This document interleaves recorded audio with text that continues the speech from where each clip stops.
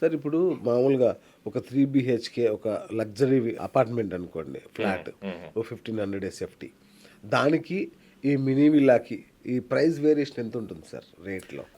డెఫినెట్గా విల్లా కమ్యూనిటీలో ఇన్వెస్ట్మెంట్ కొంచెం ఎక్కువ పెట్టాల్సి వస్తుంది, ఎందుకంటే ల్యాండ్ కాస్ట్ కూడా పడుతుంది కదా విల్లాలో. కానీ end of the day if you took long term 5 years 10 years అట్లా వెయిట్ చేస్తే ల్యాండ్ వాల్యూ పెరిగితే ఆటోమేటిక్గా విల్లా వాల్యూ పెరుగుతుంది. ఓకే. వేరేజ్ అపార్ట్మెంట్ ఏమవుతుంది, సర్టెన్ టైం తర్వాత డిప్రిషియేషన్ స్టార్ట్ అవుతుంది. ఓకే. ఇనీషియల్గా ఫస్ట్ డే ఇన్వెస్ట్ చేసినప్పటికీ ఆక్యుపేషన్ అవ్వడానికి ప్రైస్ పెరగొచ్చు, బట్ అక్కడ నుంచి ఒక 5 years 10 years తర్వాత మీకు ల్యాండ్ ఎంత ఉందో అంతే ఉంటుంది, ల్యాండ్ మారదు. అవును. సో స్లోగా ప్రాజెక్టులోంచి మెల్లగా డిప్రిషియేషన్ స్టార్ట్ అవుతుంది. ఓకే.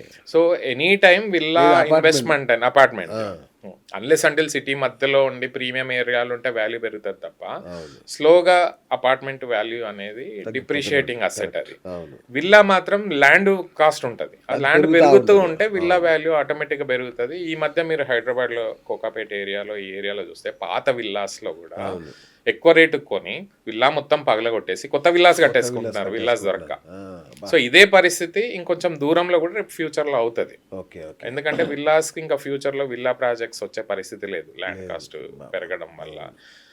అందుకోసమే పాత విల్లాస్కి డెఫినెట్గా వాల్యూ పెరుగుతుంది. ఇప్పుడు మీరు అందుకోసమే కోకాపేటలో చూడండి, ₹1,00,00,000 ఉన్న విల్లా 2007, 10, 14 మధ్యలో ఇవాళ 15 to 20 crores అయిందంటే సిమిలర్ వేలో రేపు మీకు పటాన్చెరులో అవ్వచ్చు, మైనాబాద్లో అవ్వచ్చు, లేదంటే తుక్కుగూడలో అవ్వచ్చు, ఇవన్నీ కూడా 4 to 5x రిటర్న్స్ మీకు నెక్స్ట్ 10 yearsలో కనిపిస్తాయి.